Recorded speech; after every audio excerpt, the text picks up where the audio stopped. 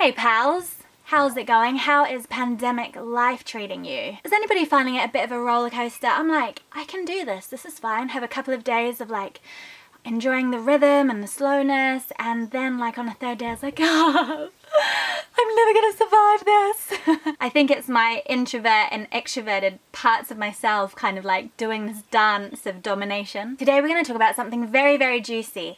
It is the underlying commitments that you have made to yourself as a child that are at work in your life today, stopping you from achieving what you want to achieve or living the life that you want to lead. Before we charge on with that, I want to make sure that you have subscribed, so hit the big red button so you get all of my upcoming videos. And as we go through this, if any of these beliefs strike you as being your one, I'd love to hear from you in the comments. Do share. We love to share. I love to hear your stories. It's just the best. Okay, so underlying commitments are essentially commitments that you made to yourself as a child in order to basically thrive or even survive. And now, as an adult, they exist as deep subconscious shadow beliefs that inform your life. They stop you doing the things you want to do. And we pick up so many underlying commitments around learning and education. Having a kind of pandemic schooling environment where you, take the stress off and just aim for connection and empathy and kind of let go and allow a lot of play to happen and imagination. But you're finding that really hard, and actually you're getting really stressed and anxious. It's probably because you've got some underlying commitments at work for you. An example of an underlying commitment around learning and education and homeschooling is one that goes, school is a vital part of childhood. It's very, very important. And you have probably embodied that belief for a lot of different reasons, but one as an example might be because as a child, you really didn't like school and you begged not to go to school, and it was actually possibly traumatic. Maybe you were bullied there, maybe it was unsafe for you, maybe it was shaming for you, and you really, really didn't want to go. But over and over and over, your parents told you you have to go, and they made you endure this thing that you absolutely hated. Your mind then, as a young child, has to do a little bit of gymnastic work, and it goes, okay, they're making me do this thing that I hate, so therefore it must be very, very important that I do this. It must be one of the most important parts of childhood, of even life. Otherwise they wouldn't make me go through this experience. So if you hated school, I'm not saying everybody does hate school, don't get me wrong, I know lots of people have a really great experience of school, but if you hated school and you are now a parent who's like, no, you have to go to school, you definitely have to go to school, even though you could potentially not go to school, it is possibly because this underlying commitment is at work in your life. Does that make sense for you? Is that a good example? So here are a few common underlying commitments that we made as kids that stop us really enjoying learning as adults and really stop us letting go when it comes to our child's learning experience through this pandemic, or even if you're a long-term unschooler or a long-term homeschooler. A lot of these could be very, very real for you. One is the great capitalist myth that we learn from a very young age, and that is the idea that we are what we do. So instead of being of value and of worth just for being us and just for kind of existing, there's this idea that all of our value and worth rests on what we produce or create, serve or make. Another one is spending time at home is not a good use of my time. That's another underlying commitment informed by capitalism, I believe, and can really undermine parents and caregivers who choose to not have a career in order to raise their children. I think essentially most people get that being at home with your children is as good a use of time as anything else. We understand that it's a really healthy thing for kids to have parents at home, but this little one can get right in there and make you want to be very, very busy or go back to work before you really want to. Another one is teachers are the best adults to deal with my children's learning. That's a big one. Another one, this is a huge one, work or learning is only meaningful if it's judged to be good by other people. Another one along those lines, I am only as good as other people say I am, or my children are only as good as they are tested to be. Another one is learning is hard, or along those lines, learning is painful, or learning is boring. Now, as I say those out loud, a bit of you might be like, oh, that's absurd, of course I don't believe that.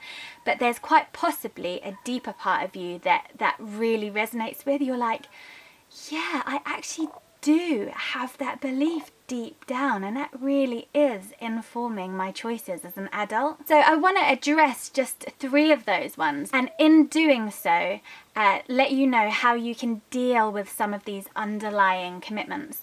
So what you do is you take this kind of gut instinct that you've got this underlying commitment, you take this statement, and then you think back to where you think that statement might have originated from, and you try and write down in all of the detail that you can, perhaps a childhood incident or a childhood environment that perhaps led you to make that commitment to yourself for survival. You write it all down in detail. And then you come up with a replacement commitment to replace that belief. So then when you are triggered and you can feel that belief at work, you simply remember your new replacement belief so that you can kind of like move along. So let's take one of them. Teachers are the best adults to be involved in my child's education. And this is totally not bagging teachers. There are great teachers out there. I get it, right? But the thing is, until very, very recently, parents have done all of the learning facilitation for their children. School is a very, very new thing if you look back through the whole of human history. And there's absolutely loads of evidence that suggests there's no basis for that to be true. There's so many examples where children who have adults around them who aren't teachers go on to thrive. We are well connected in our unschooling community, and we know loads and loads and loads of older teenage unschooled kids and older adult unschooled kids, and they're all incredibly happy and living very content, satisfied, and some very successful, however you define it, kind of lives too. So you might kind of explore where you've picked up that belief and then replace it with something like, a loving and supportive adult is the best person to be involved in my children's learning journey, and I can be that. So that might become your replacement. And as I mentioned in last week's video, there's loads of evidence that suggests that one of the most important factors in whether your child takes on information is if there is love and connection between the child and the learning facilitator. Another one I want to explore briefly are all of the learning ones. Learning is boring, learning is hard, learning is painful. I had that one for some time, and it always comes up when I go to museums. Museums are a huge part of an unschooling family's life, and whenever I go there, I get all like, oh, this is so boring. And it's because I was forced to go to so many museums growing up in London as a kid, where they would make me like stand in front of one glass case for an hour writing out the bits of information on the paper, and it was like hideous. And so now when I go to museums, I'm like, oh, museums are so boring, even though I know these days especially, and especially when you can explore them in freedom, they're so much fun. So you might explore that one a little bit, and I came to the replacement commitment of learning can be exhilarating and all-consuming and lead to deep satisfaction. And I'd love to just explore the big capitalist myth as well, that we are what we do. This is such a gross belief that so many of us have deep down. It makes us feel unsatisfied or lazy when we're not busy. It makes us feel like resting and self-care are poor uses of our time. It makes us feel like playing with our kids and just nurturing our children is pointless or a waste of time. Whereas like the rational part of our brain knows that that isn't true. Actually, time with our family and those relationships is one of the best ways we can spend our time, particularly in a freaking pandemic. So yeah, maybe explore this one a little bit and then come up with a replacement belief that might be something like, all I have to do is be myself. Quite a nice one, ain't it? So hopefully there's a little bit of food for thought there. I could talk about this a lot. We delve into this really deeply in my course called Disco, which is all about unschooling and kind of diving into that. But hopefully there's a few little pointers for you to consider and kind of like explore and dig in, and it might just really allow you to let go and rest in this very unique situation where you are at home with your kids and you are kind of their key learning facilitator right now. It might mean that in your family you just start chilling out, playing, reading a few books, and don't end up doing any schoolwork. That sounds delish. I'd love to hear from you in the comments.